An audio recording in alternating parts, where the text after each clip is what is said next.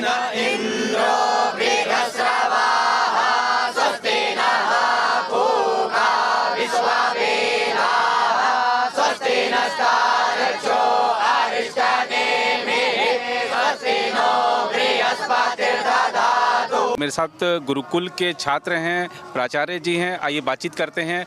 प्राचार्य जी, पहले तो सबसे पहले आप ये बताइए कि ये जो माहौल है अयोध्या के, दिव्यता भव्यता तो सब देख रहे हैं, आप क्या महसूस कर रहे हैं? देखिए, ये अयोध्या जो नगरी है भगवान राम की, मर्यादा पुरुषोत्तम की, दिव्यता नव्यता भव्यता का दर्शन हम लोग कर रहे हैं। लेकिन एक वातावरण ऐसा बन गया है, उस वातावरण को देख करके ये अनुभूति हो रही है कि कहीं हम लोग त्रेता युग में तो नहीं आ गए हैं। हाँ, रह रहे हैं कलयुग में, लेकिन ये अनुभूति हो रही है कि हम लोग त्रेता युग में लौट करके वापस आ गए हैं, क्योंकि वही माहौल उस युग में रहा होगा जिस समय मर्यादा पुरुषोत्तम भगवान राम इस धरा पर अवतरित हुए थे। आज भगवान राम इस पावन जन्मभूमि में जो उनके मंदिर का निर्माण हो रहा है, कल वहां पर पदार्पण करेंगे, उनकी प्राण प्रतिष्ठा की जाएगी। हम लोग एकदम गदगद हैं, आह्लादित हैं और किंग कर्तव्य विमूढ़ हैं। ऐसी सुंदरता अयोध्या की 4 साल पहले की अयोध्या अगर आप देखे होंगे तो क्या दुर्दशा थी अयोध्या की, और आज की अयोध्या कितनी नव्य भव्य और दिव्य लग रही है। इसके लिए सबसे ज्यादा मैं साधुवाद और धन्यवाद दूंगा माननीय मुख्यमंत्री योगी आदित्यनाथ जी को एवं आदरणीय प्रधानमंत्री माननीय मोदी जी को, क्योंकि उन्होंने अयोध्या का कायाकल्प कर दिया है। हाँ, बड़ा। और आपने क्योंकि त्रेता युग की बात करी, कलयुग की बात करी, तो क्या ये कलयुग के लोगों पर एक तरह से ईश्वर की कृपा हो गई है कि आपको ये आनंदित दिन देखने को मिलेगा? जी जी, ये ईश्वर की कृपा ही है कि कलयुग में हम लोग त्रेता युग का दर्शन कर रहे हैं। और आज देखिए, यही तो राम राज्य है। राम राज्य इसे कहते हैं, सब नर करहि परस्पर प्रीति। सारे लोग आपस में मिल करके प्रेम कर रहे हैं। यहाँ देखिए, कहीं वर्ण धर्म तक की भिन्नता है, कहीं धर्म की भिन्नता नहीं है, न वर्ण की भिन्नता है, सब लोग आपस में मिल रहे हैं। यही राम राज्य है। राम ने सबरी जी को गले लगाया, उनके जूठे बैर खाए।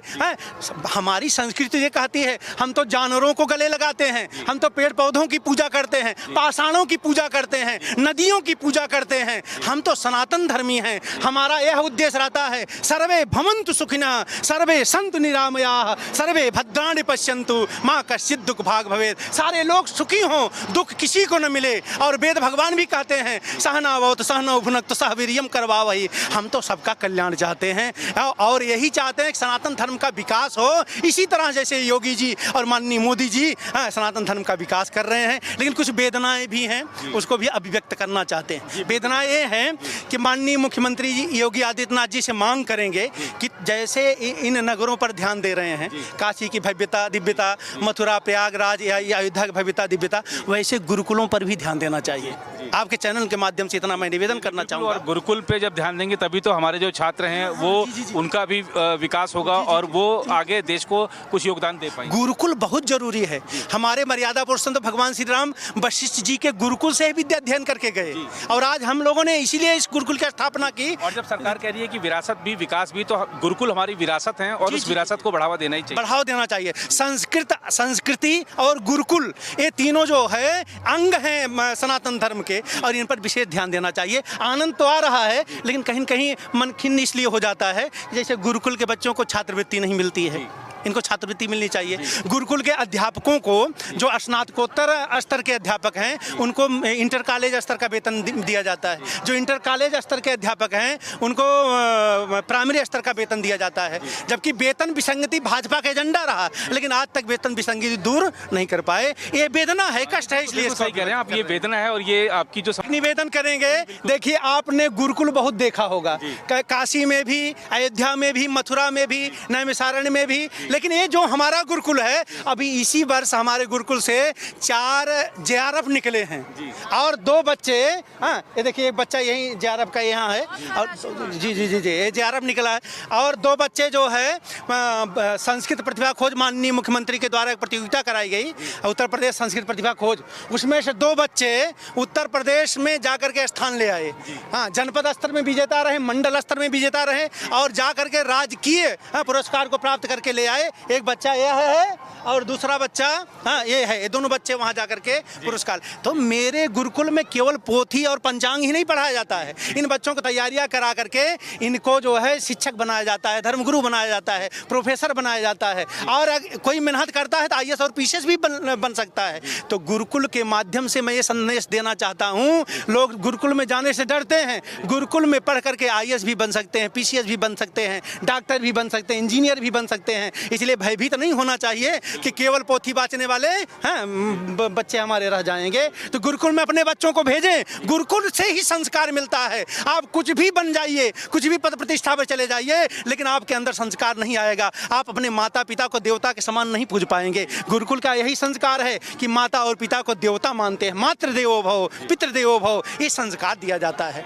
नौकरी तो बहुत लोग पाते हैं, पैसा बहुत लोग कमाते हैं, लेकिन संस्कार केवल गुरुकुल से मिलता है।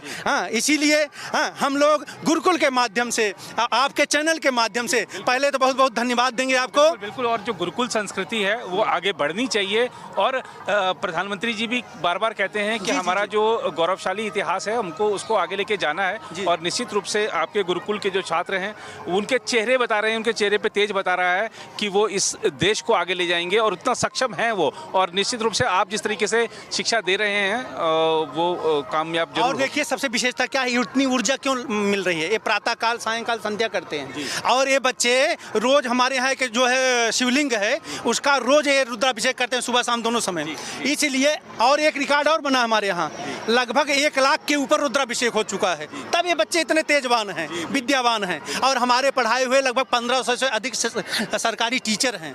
हमने इतना योगदान निःशुल्क, हमने अपना 4 मंजिला मकान इन बच्चों के लिए दे दिया है, कोई पैसा नहीं लेते, लाखों रुपया मेरा इन्वेस्ट होता है हर महीने। इतना मैं योगदान दे रहा हूँ गुरुकुल के लिए। लेकिन उत्तर प्रदेश सरकार को भी इस पर ध्यान देना चाहिए, उनको भी मदद करनी चाहिए। और आप भी अपने चैनल के माध्यम से हम लोगों की बातों को आगे तक बढ़ाने का प्रयास करें। हाँ जी जी। अगर आप भी लेना चाहते हैं देश दुनिया की तमाम जानकारी तो आज ही सब्सक्राइब करें हमारे चैनल को। साथ ही नीचे दिए बेल आइकन को जरूर दबाएं ताकि हर अपडेट आप तक पहुंच सके।